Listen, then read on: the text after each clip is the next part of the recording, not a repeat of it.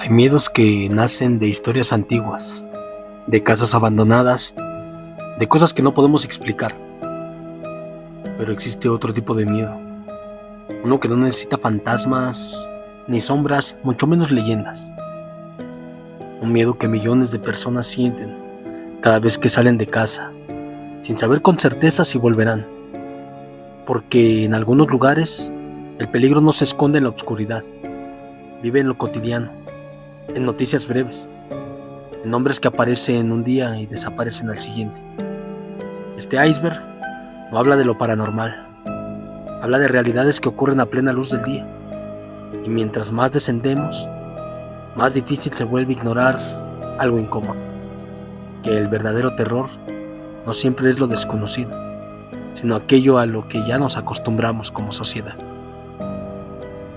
Nivel 1. Desvivimientos que detuvieron al país.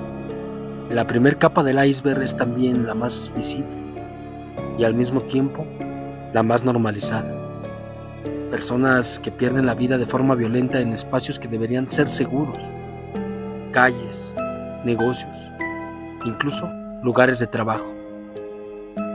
Y esto cabe mencionar: en mayo del 2025, la joven creadora de contenido y empresaria Valeria Márquez, de 23 años, se encontraba dentro de su salón de belleza, esto en Zapopan, Jalisco, realizando una transmisión en vivo para sus seguidores. La escena parecía cotidiana, como todos los días.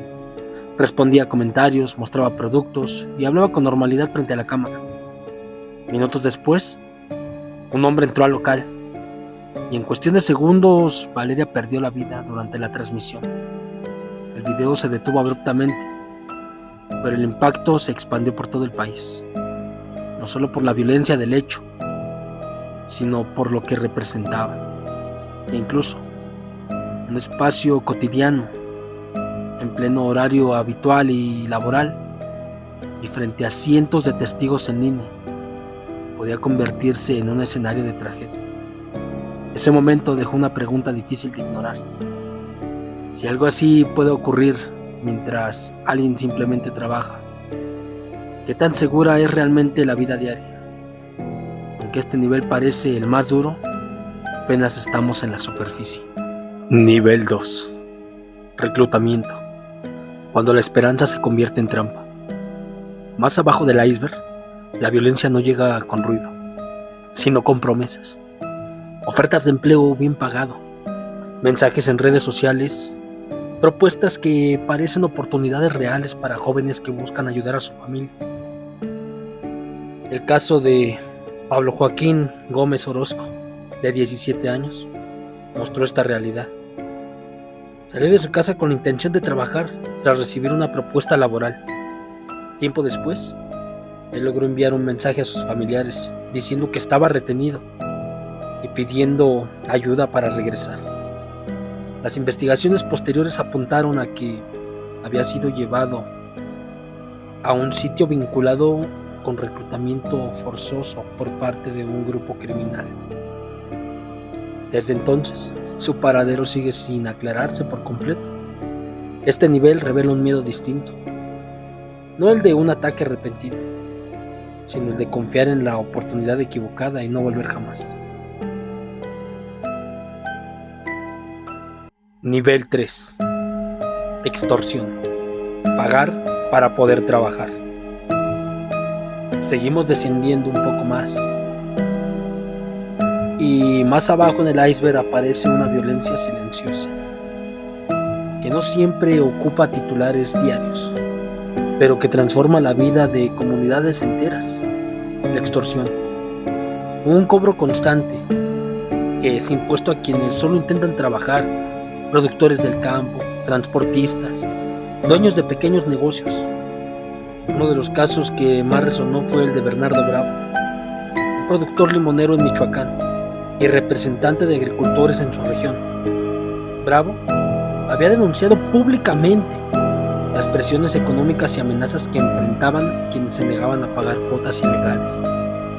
Meses después de hacer visibles esas denuncias, fue encontrado sin vida dentro de su vehículo en una carretera de la zona.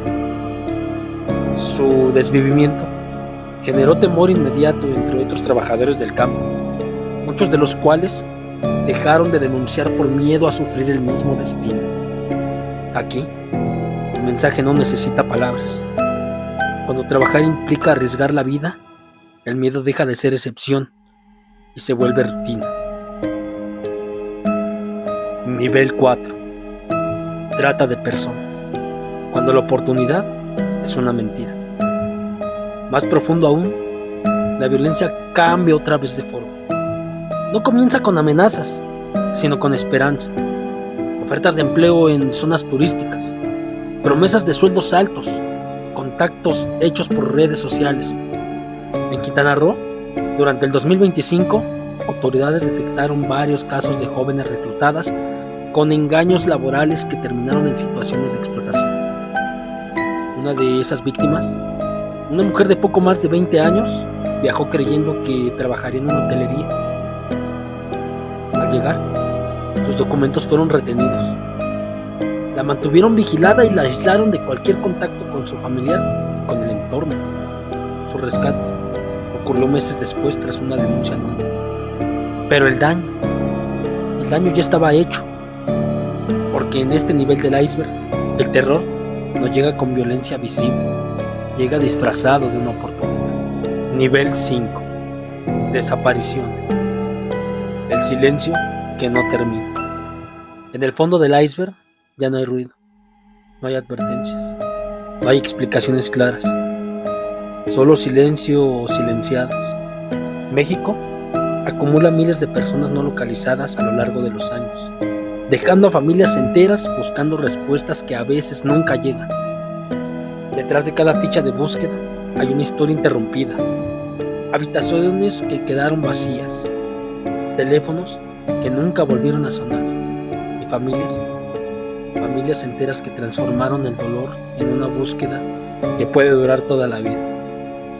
Uno de los casos que más ha estremecido al país fue el de María del Carmen Morales, madre buscadora del grupo colectivo Madres Buscadoras de Jalisco, que dedicó sus días a encontrar a su hijo desaparecido, su hijo mayor. Ante la falta de respuestas claras, con el tiempo su historia se volvió un símbolo de miles de familias en la misma situación. Personas comunes obligadas a convertirse en investigadoras, rastreadoras y defensoras de memorias, pero he aquí este dato. En 2025, mientras continuaba con esa búsqueda, María del Carmen y su hijo menor perdieron la vida en un ataque armado fuera de su domicilio. La noticia provocó indignación nacional, porque mostró una realidad devastadora, que incluso quienes buscan justicia pueden convertirse en víctimas, y que la desaparición no termina con una sola persona ausente, sino que abre una herida y una brecha para que pueda extenderse por generaciones. Aquí, en lo más profundo del iceberg, el terror no grita, permanece en forma de espera, de silencio, en forma de preguntas que nadie, ni siquiera el gobierno, logra responder.